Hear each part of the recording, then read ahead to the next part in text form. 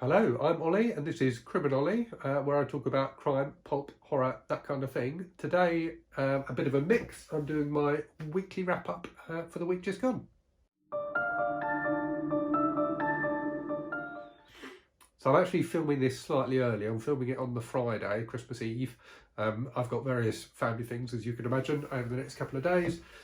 So I'm filming this now because I've got time to, but I'll probably put it up on the 26th, which is in the UK is called Boxing Day. I'm not sure. I think internationally it's not called Boxing Day, but over here it is.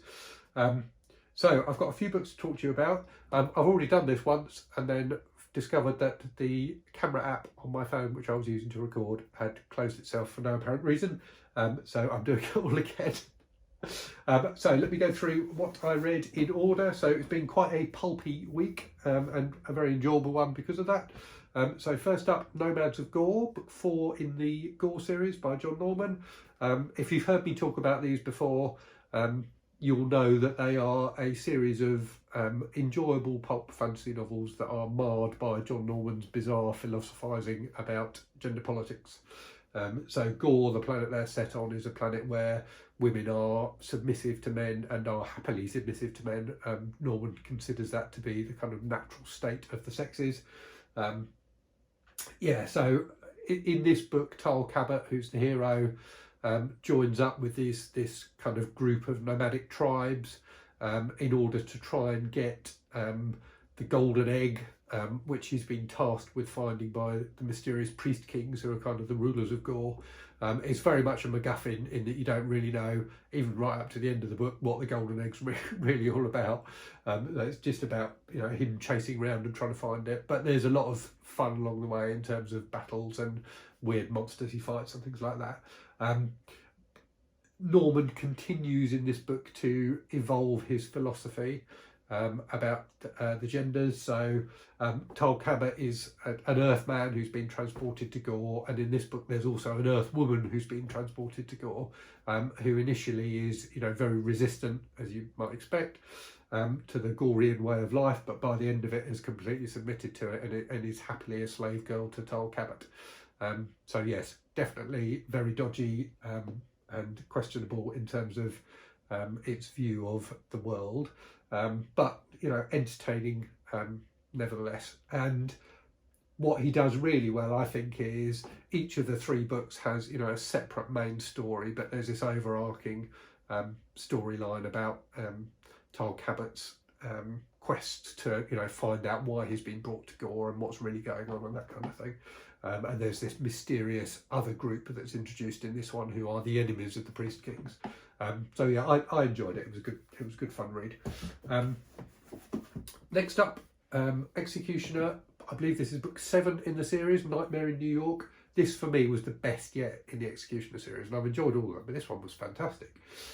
So in this one, Matt Bolan, who's the Executioner, who is waging a one-man war against the mafia, is in New York. He gets injured in a gunfight at the start, and inexplicably, he doesn't. So Don Pendleton doesn't even try to explain why they would do this. But these 3 girls who live together in a flat in New York find him and decide to heal him. So that even though they know who he is, and even though they know that the mafia are after him and the police are after him as well, they take him into their apartment. One of them used to be a nurse, so she fixes him up, and then they help him recuperate by cuddling him, which is quite odd. Yeah, I don't know. But it then evolves into a really fantastic kind of revenge story. It's really tightly plotted. There's some fantastic action scenes. And by the end, you're really, really rooting for Bolan to nail the mafia, which of course he does. So yeah, I really, really enjoyed that one a lot. I'm looking forward to the next in the series. Next up, the 3rd pulp book I'll be talking about, so Phoenix Ground Zero by David Alexander. So the second in the Phoenix books. I did a standalone video on the first one, which was absolutely bonkers. This one is also absolutely bonkers.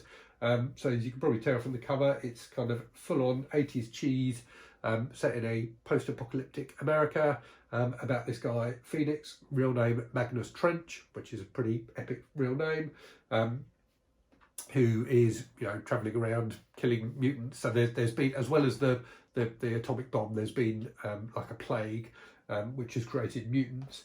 and there's, you know, the normal roving gangs and things like that. This one I think is set in Las Vegas, where he is fighting against this guy called the Sheikh. There's a load of like kind of car combat scenes which are very much like something out of Mad Max, which are really, really entertaining. And at the end, he goes to this weird underground kind of hippie commune, where there are characters with names like Topaz Borealis and what's the other one called? Lysergic Moonbase. So yes, it's also extremely violent, but in a very, very entertaining way. So yeah, thoroughly enjoyed that one. Right, next up something a bit more serious. So this is a 50s sci-fi novel, Bring the Jubilee by Ward Moore, which my dad lent me. And I think I'm going to do a separate video on this and the next book I'm going to talk about, because they're both books from the 50s that try and have kind of quite liberal attitudes to politics and race and things like that, but don't quite pull it off in my view.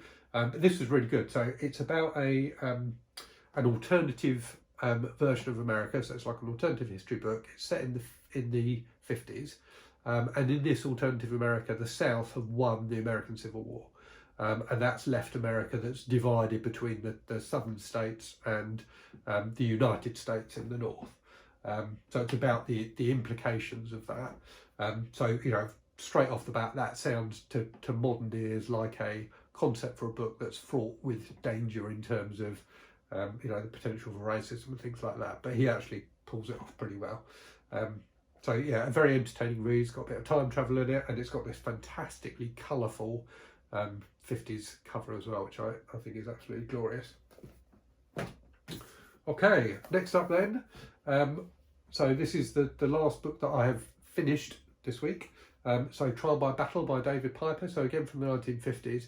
This is part of a series that the Imperial War Museum in the UK is republishing of kind of rediscovered books about the Second World War that were written, you know, around the same time. So this one I think came out in '59, and David Piper was someone who fought in Malaysia, and that's what the book is about. So it's you know, I think based on his own experiences. It's about a young guy. He's like 20.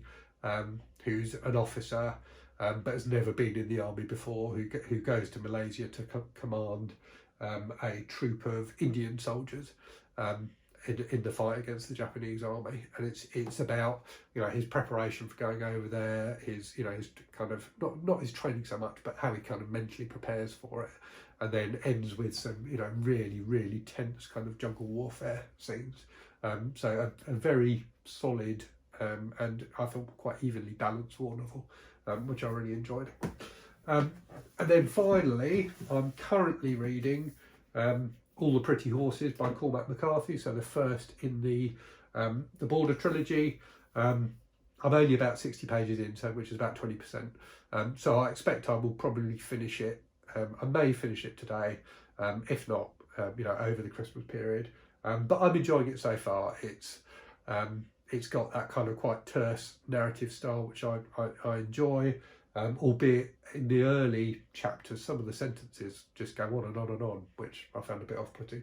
And whilst it's kind of like nothing much has happened so far, so it's just these guys travelling through America, but there's something about it that's quite gripping, and it has a, like I said, it's got this kind of terse style that I quite like, but it feels like he's maybe trying a bit too hard with it, and sometimes he does get a bit flowery. So the jury's still out for me on this, but I'm enjoying it so far, and I definitely think I'll finish it.